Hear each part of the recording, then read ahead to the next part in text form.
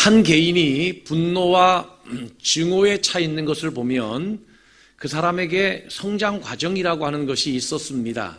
마찬가지로 한 민족이 분노하고 증오하는 것을 품고 형성된 민족이라면 그 민족의 역사가 존재하는 것입니다. 이스라엘 역사가 그렇습니다.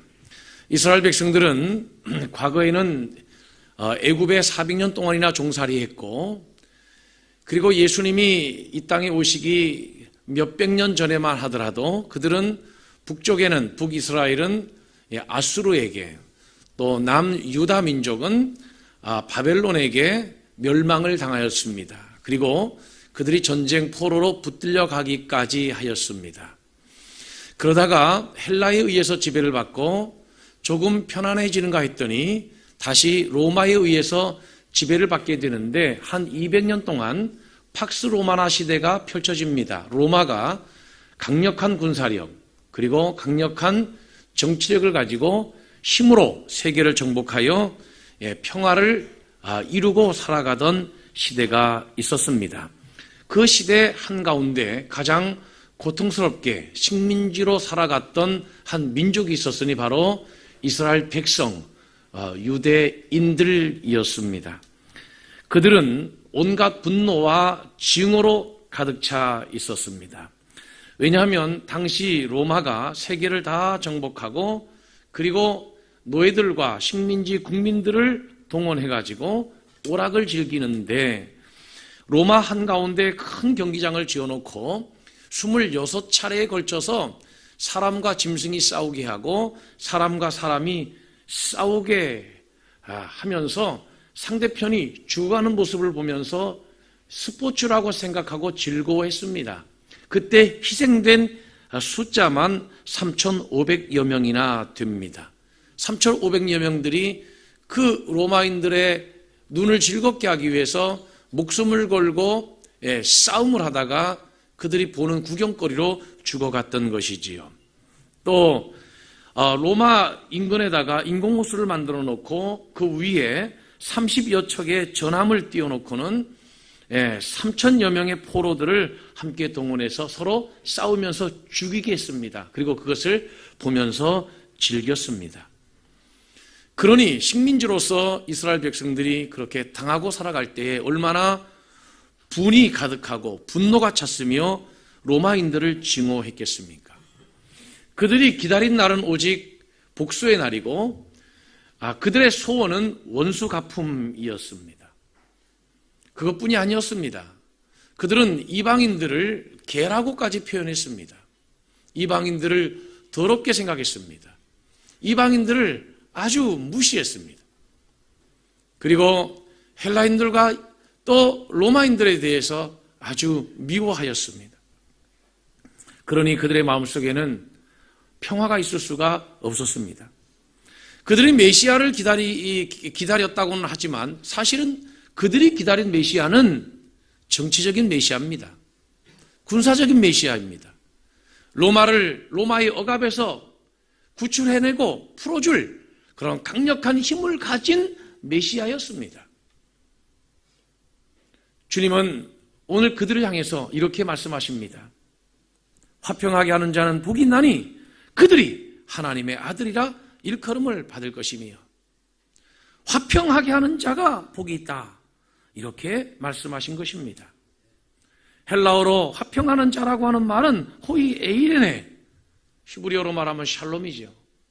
그것은 자기만 편안하게 살아가는 상태를 말하는 것이 아니고 화평을 위해서 일하는 사람, 화평을 만들어가는 그런 사람이 복이 있다 그랬습니다. 그 복은 이 세상에서는 설명할 수 없는 하나님이 우리에게 주셔야만 가능한 천상의 행복을 말하는 것입니다.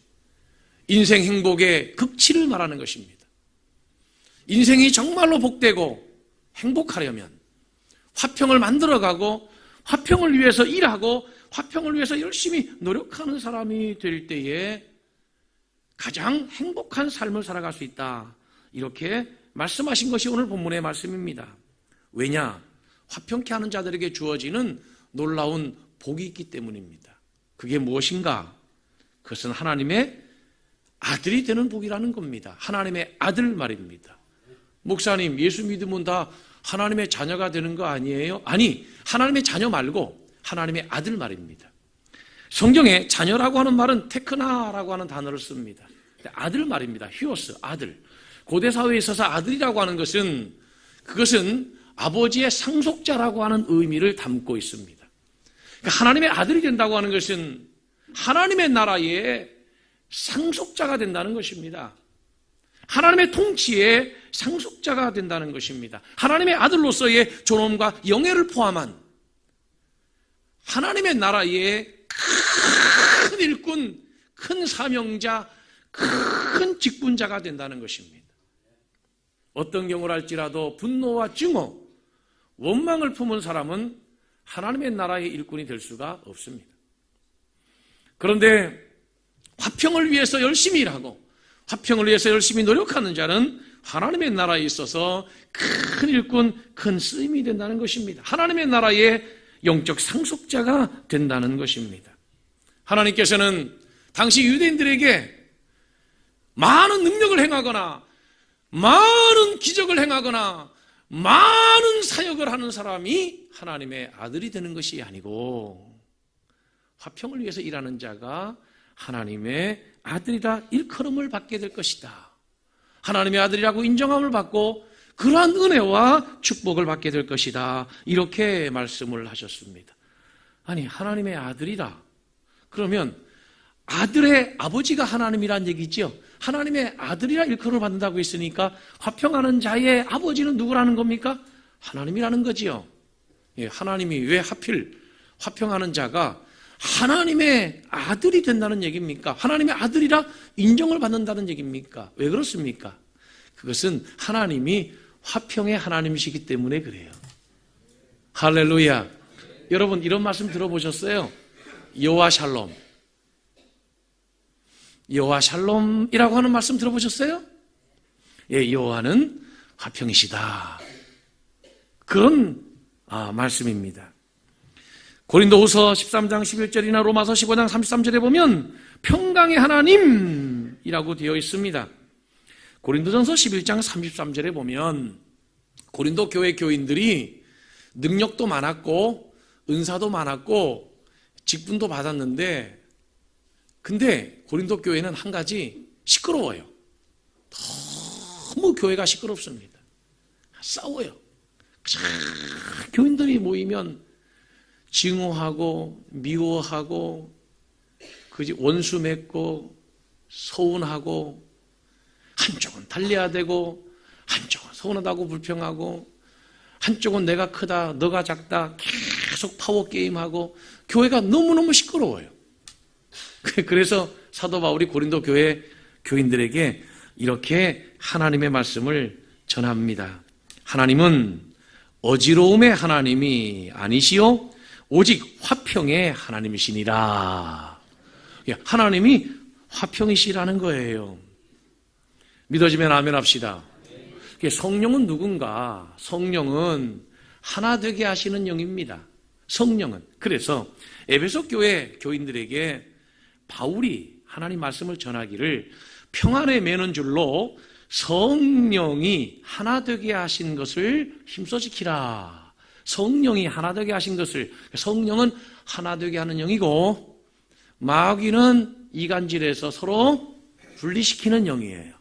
분리하는 자가 사탄이고 분리하는 자가 마귀입니다. 하나 되게 하는 것은 성령이에요. 할렐루야. 그 예수님은 이 땅에 왜 오셨는가? 예수님이 이 땅에 오신 이유를 마태복음은 이렇게 설명합니다. 지극히 높은 곳에서는 하나님께 영광이요 땅에서는 기뻐하심을 입은 사람들 중에 평화로다. 예수님이 평강의 왕이라는 거예요. 그래서 낙이 곧 낙이 새끼를 타셨다는 거예요. 예수님이 말을 타시지 아니하시고 낙이 새끼를 타신 것은 평화의 왕으로 이 땅에 오셨다는 거예요. 예수께서 이 땅에 오셔서 하신 일이 뭔지 아십니까? 자기 몸을 십자가에 내어주심으로 하나님과 원수되었던 우리와 하나님을 서로 화목해 주셨어요. 화평케 해주셨어요. 원수된 우리와 하나님과 서로 화평케 해주셨어요. 에베소서에 보면 전에는 헬라인이었고 이방인이었고 로마인이었지만 그리고 유대인이었지만 이제는 더 이상 우리는 이방인도 아니요 헬라인도 아니요 유대인도 아니라 우리는 한 새 사람으로 지어진 그리스도인이 되었다. 에베소서 2장의 말씀이에요. 한 십자가로 한 새 사람을 지어 할렐루야. 예수께서 십자가를 지신 이유가 뭐냐면 모든 원수 맺음을 다 불식시키고 그리고 하나 되게 하심으로 제3의 공동체 한 새 사람 유대인도 이방인도 아닌 한 새 사람 하나님의 자녀 그리스도인 만들기 위해서 예수께서 십자가에 지셨다는 겁니다. 할렐루야. 그러므로 진짜 하나님의 나라의 원리, 하나님의 나라의 핵심과 중심이 뭐냐면 먹고 사는 문제가 아니에요. 하나님의 나라의 핵심은 무엇이냐면 의와 평강과 희락인 것입니다. 그래서 로마서 14장 11절에 로마 교인들에게 하시는 말씀이 하나님의 나라는 먹는 것과 마시는 것이 아니요 오직 성령 안에 있는 의와 평강과 희락이라. 예수 믿어서 먹고 사는 문제 해결하는 것, 그것이 기독교라고 하는 종교가 아니라 예수 믿음으로 완장차고 권세 부리고 세도 부리는 것이 그것이 예수 믿는 것이 아니라 진짜 예수 믿는 의미는 무엇이냐면 성령 안에 있는 의와 평강과 희락이라. 뭐예요? 예수 믿는 게 뭡니까? 정의로운 것이고 그리고 예수 믿는 게 뭐예요? 평강이에요. 예수 믿는 게 뭐예요? 희락이에요. 이 땅에서는 구현할 수 없는 하나님이 주시는 평안, 희락, 평화로다. 하늘 위에서 내려오네. 하늘로부터 주어지는 그 평안, 이것을 누리며 살아가는 것, 그것이 바로 종교생활, 기독교 신앙이에요. 그것이 기독교의 본질입니다. 이 본질에서 벗어나니까 기복주의가 되고 신비주의가 되는 것입니다. 예수 믿는 게 뭔가? 예수 믿는 사람들이 왜 행복하고 복된가? 저를 보세요. 가르쳐 드릴게요. 적어도 사람이 행복하려면 이 정도는 돼야 될 것 같습니다. 누구를 만나더라도 환하게 웃고 인사할 수 있어야 됩니다. 안녕하세요.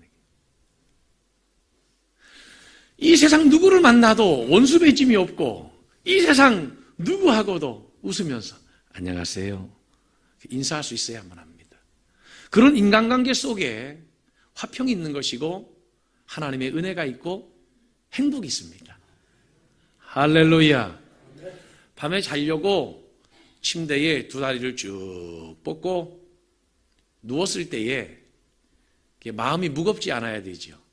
양심의 가책은 일어나지 않아야 돼요. 우리가 하나님처럼 완전하다거나 흠이 없는 무음한 존재라고 하는 의미가 아니에요. 여전히 우리가 하나님 앞에 부족한 부분이 많지만 그래도 사람이 자려고 잠자리에 누웠을 때에 마음에 두근거림도 없고 마음의 불편함도 없고 또 마음이 걱정도 없고 이게 편안해야 되잖아요. 편안해야. 저녁이 되면 아침이 왔으면 아침에 일어나면 저녁이 왔으면 그래야 그게 사는 인생이잖아요.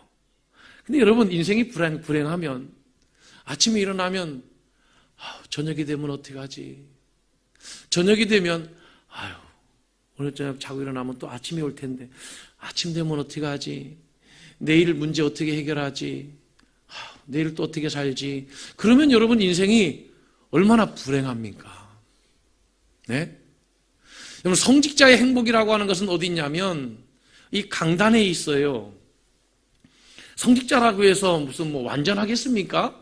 성직자가 무슨 완벽한 존재입니까? 그렇지는 않지만 여전히 부족한 존재지만 그러나 그래도 적어도 강단에 올라오면서 하나님 앞에 감사하는 마음으로 올라올 수 있어야 되잖아요. 그죠? 막 죄책감에 시달리고 막 강단에 오면 막 마음이 무겁고 막 설교하려고 강단에 서면 막 교인들이 꼴 보기 싫고 막 막 신경질 나는 교인이 막 중간중간에 박혀있고 막, 왼수 같은 교인들이 있고 막. 그러면, 성직자가 얼마나 불행합니까? 그래도 목회자가 강단에 올라오고 내려갈 때, 하나님 감사합니다. 참 행복합니다. 우리가 하나님 말씀 전할 수 있도록 은혜 주셔서 감사합니다. 그 정도는 돼야 되잖아요. 그죠? 아무리 목회자가 완전하지 않아도 그래도 교인들 향해서 여러분 원수를 사랑하세요. 그리고 관용하고요. 그리고 화평하세요. 그래야 행복합니다. 그 얘기할 수 있어야 되잖아요. 그게 행복한 목사잖아요. 여러분 저도 그렇고 여러분도 그렇고 올 한 해 정말 행복한 복된 한 해가 되기를 주님의 이름으로 축복하고 축원합니다. 이사야 48장 22절에 보면 무서운 말씀이 나오는데 여호와께서 말씀하시되 악인들에게는 평강이 없다 하셨느니라. 악인들에게는 평강이 없다 하셨느니라. 그리스도인의 증거가 무엇인가? 그리스도인의 표지가 무엇인가? 그것은 평강이 있으면 그리스도인이고 평강이 없으면 그리스도인이 아닐 수 있어요. 어떤 평안이요? 환경과 조건으로부터 오는 평강을 얘기하는 게 아닙니다. 그리스도인들임에도 불구하고 이런 생각을 해요. 내가 가고 싶은 곳에 가야 행복하고 내가 보고 싶은 곳을 봐야 행복하고 내가 살고 싶은 사람하고 살아야 행복하고 내가 만나고 싶은 사람과 만나야 행복하고 내가 같이 먹고 싶은 사람과 먹어야 행복하고 그게 바로 행복인 줄 알아요. 아니요. 환경을 통해서 오는 행복을 말하는 것이 아니라 평화로다 하늘 위에서 내려오네. 하늘 위에서 내려오는 평강, 주님이 주시는 평강. 내가 너에게 주는 평안은 세상이 주는 것 같지 아니하다. 하늘에서 주시는 평안, 그 평안을 우리가 얻을 수 있을 때 그게 정말 행복한 것입니다. 여러분 구원의 의미가 뭔 줄 아십니까? 구원의 의미가요, 하나님과 우리와 화목되는 것이 구원의 의미입니다. 그리고 우리와 우리 사이, 사람과 사람 사이에 하나됨이라고 하는 것이 바로 구원의 의미인 것이에요. 이 둘을 한 몸으로 하나님과 화목하게 하려 하심이라. 그것이 바로 구원의 의미라는 것이지요.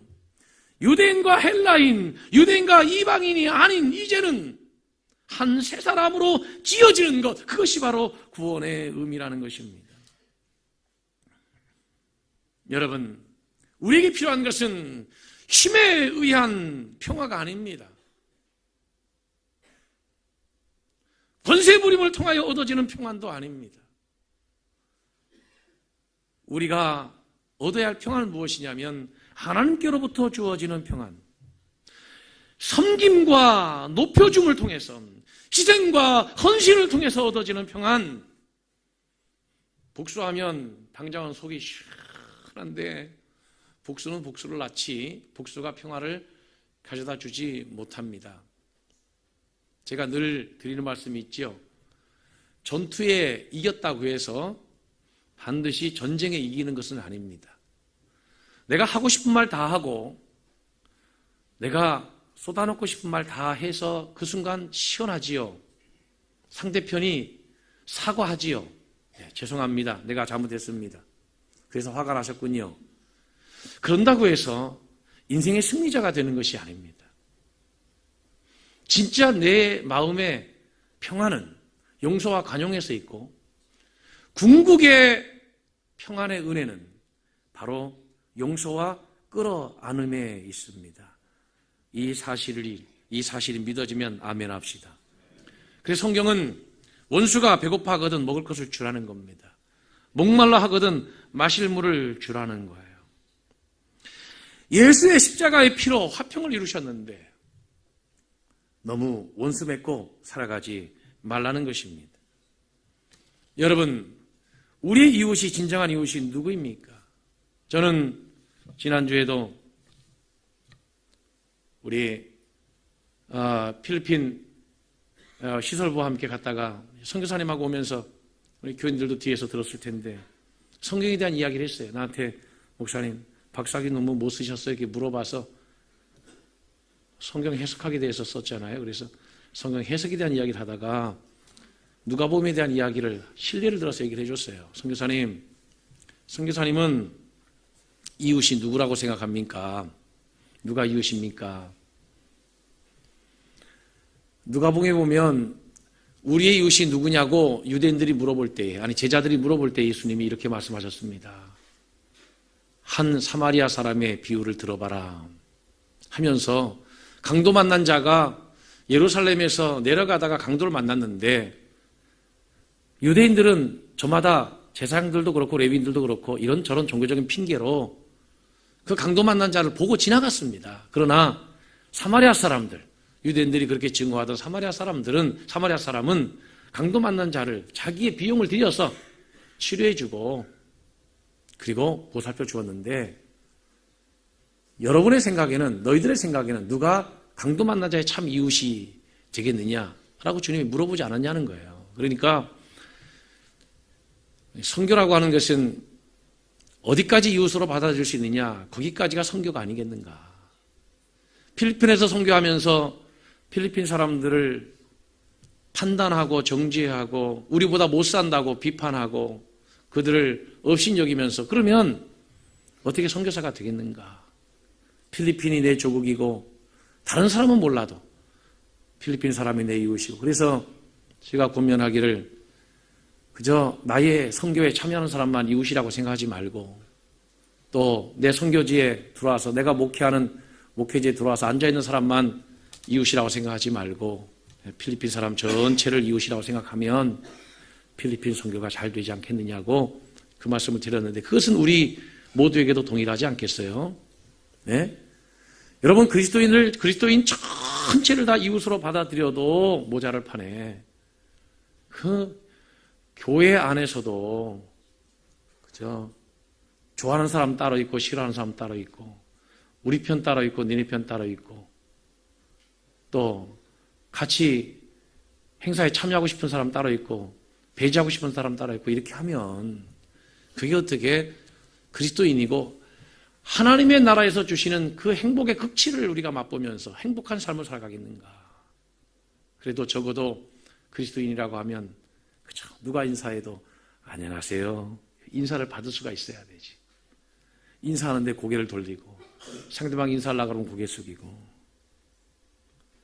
그리고 또 인사도 안 하면서 안내원 안 시켜준다고 또 원망하고 그러면 안 되지 않아요. 예, 여러분, 나는 저와 여러분들이 좀 행복하게 살아갔으면 좋겠습니다. 할렐루야. 할렐루야. 여러분 저를 보세요. 보세요, 여러분. 너무 그렇게 가까이만 보고 살지 마세요. 고개를 드시고요. 멀리 한번 보세요. 그리고 숨을 크게 들어 마셨다가 내뱉어 보세요. 여러분, 세상이라고 하는 것이 당장 여기에서만 이루어지는 게 아니에요. 우리가 뭐 몇 개월 살다가 하나님 앞에 갈 수도 있지만 보편적으로 우리가 1년, 2년 살다가 마는 거 아니잖아요. 좀 인생을 길게 보고 좀 멀리 보세요. 여러분, 하나님 믿으시잖아요. 하나님은 모든 것이 합력하여 선을 이루게 하십니다. 할렐루야. 원수 갚음이 하나님께 있다는데 뭘 애골복골할 게 뭐 있습니까? 여러분 손에다 피 안 묻혀도 돼요. 다 하나님께 맡기고. 아니, 여러분, 막말입니다. 막말로 파리로 특별 사면도 있고 예? 성탄절 특별 사면도 있고 예? 심지어 4월 초파일 예? 특별 사면도 있어요. 예수 믿는 사람들은 도대체 공소시효가 몇 년이에요? 얘기해 보세요. 여러분들의 공소시효는 몇 년입니까? 공소시효.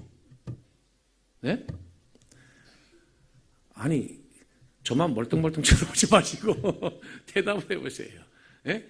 아니, 남편이 몇 년 동안 미워야 됩니까? 예? 자식이 몇 년 동안 꼴보기 싫어야 돼요?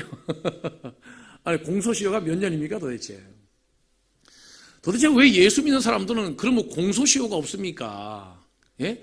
예수 안 믿는 사람들은 포장마차 끌고 가서 예? 닭발 구워놓고 한 잔씩 마시면서 형님, 나 그거 서운했습니다.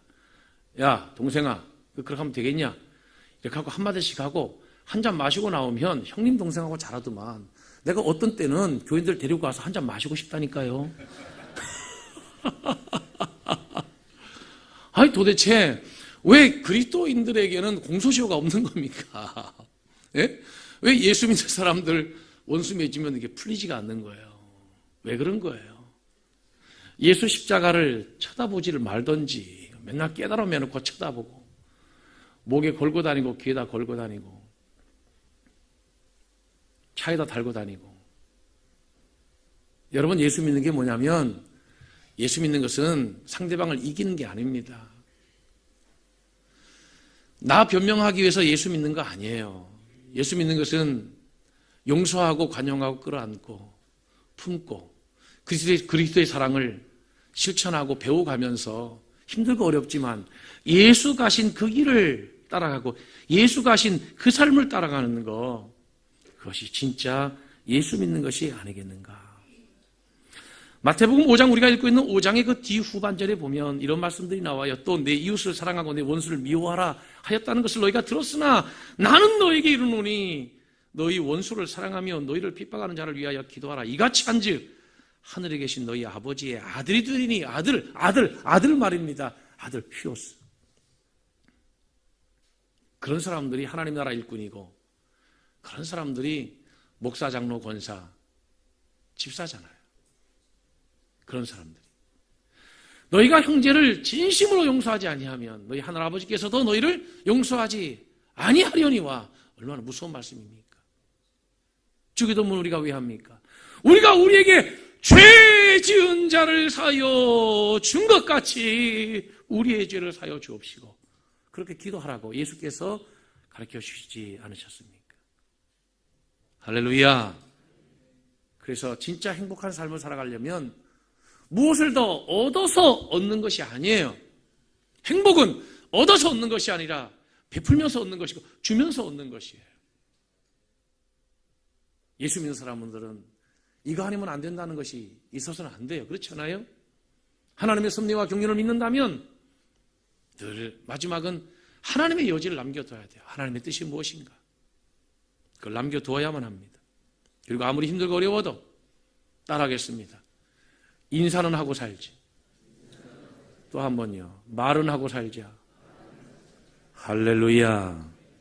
로마의 철학자 세네카가 화평을 이렇게 정의했습니다. 화평이란 남을 용서하고 끌어안는 것이다. 이렇게 정의를 했는데, 로엘 호라고 하는 사람은 대화의 기적에서 이런 얘기를 했어요. 우리 몸에 피가 흐르듯이 사람과 사람 사이에는 대화가 흘러야 된다. 사람 몸에 피가 흐르지 않으면 사람이 죽지 않냐는 거예요. 마찬가지로 사람과 사람 사이에 대화가 흐르지 않으면 금방 병들고 관계가 죽어버린다는 거예요. 그런데 사람 속에 흐르는 피와 대화와 다른 점이 하나가 있는데, 그것이 뭐냐면 사람의 피는 흐르다가 한번 멈추면 그 사람은 죽어서 영원히 살려내지 못하지만, 이 대화라고 하는 것은 죽어있는 관계도 말만 서로 트고 대화만 할 수 있다면 다시 관계를 회복시키고 살려낼 수 있다는 거예요. 그것을 이렇게 정의했습니다. 대화의 기적이다. 대화하면 미운 사람이 이뻐지고 싫은 사람이 좋아지고, 꼴 보기 싫은 사람이 친근해지고. 나는요, 올해도 소원이 있는데 교인들이 좀 아멘 좀 했으면 좋겠어요. 뭐 내가 무슨 나쁜 얘기 했어요? 없는 얘기 했어요? 아멘입니까? 아멘입니까? 교회도 여러분 유형이 있다니까요. 몇 가지 유형이. 어떤 사람은 정말 화평을 위해서 신앙생활하는 사람이 있는데, 어떤 사람은 화평을 깨고 이관질 하는 것이 목표인 사람도 있어요. 그래서 어떤 사람은 요만한 일도 그 사람 눈에 일단 목격만 되면 막 부풀려져 가지고 막 교회가 당장 난리 날 것처럼 엄청나게 일을 부풀려서 크게 만들어놔요. 하여튼 그 사람 귀에 뭐라도 한번 들어갔다 나오면 그게 부풀려져 가지고 막 당장 뭐 어떻게 될 것처럼 아주 큰 일처럼 부풀려놔요. 그런 사람들이 있고, 어떤 사람들은 정말 내가 볼 때는 복잡하고 심란한 문제가 터졌는데 그래도 아니, 어떻게 그 사람이 한마디 하면 그게 아무런 문제가 안 되는 거예요. 아무런 문제가. 부인들도 마찬가지.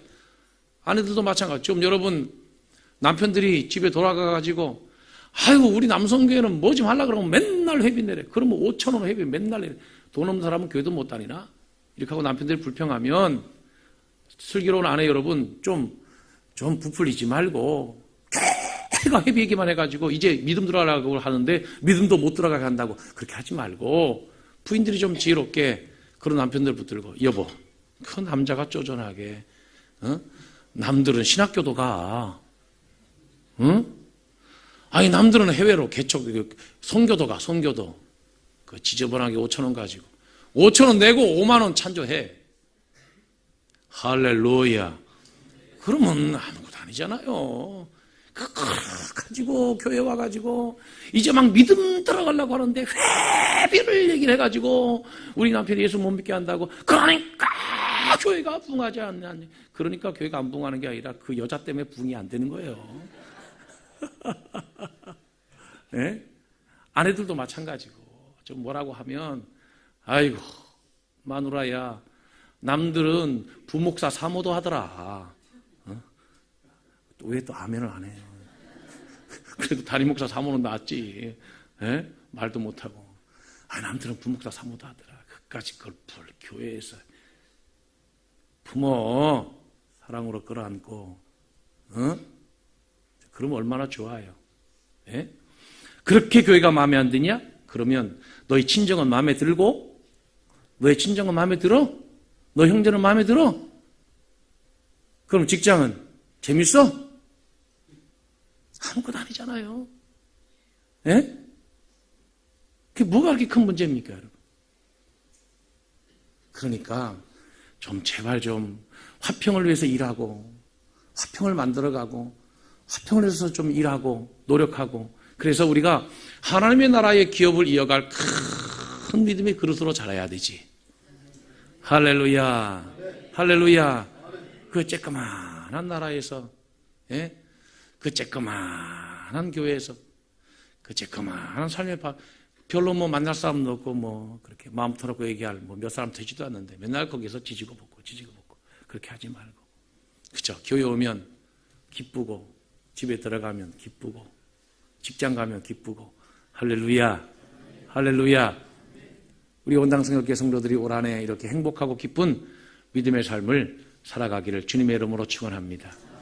로마 시대에 그렇게 억울해하면서 분노에 차 있는 유대인들을 향하여 예수께서 화평하게 하는 자가 복이 있다라고 얘기했다면 오늘 저와 여러분들이 들어야 할 그 말씀도 화평하게 하는 자가 복이 있나니 그들이 하나님의 아들이라 일컬음을 받을 것이며 화평을 위해서 열심히 일하고 또 화평을 위해서 노력하는 자들이 되어서 올 한 해 화평의 은혜가 가정마다 교회마다 삶의 터전마다 차고 넘쳐서 그저 움직이는 모든 것이 다 복이 돼서 화평케 하는 자에게 주시는 아들됨의 영광과 복이 하늘로부터 차고 넘쳐서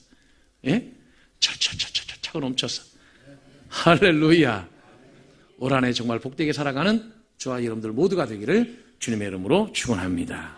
기도하겠습니다.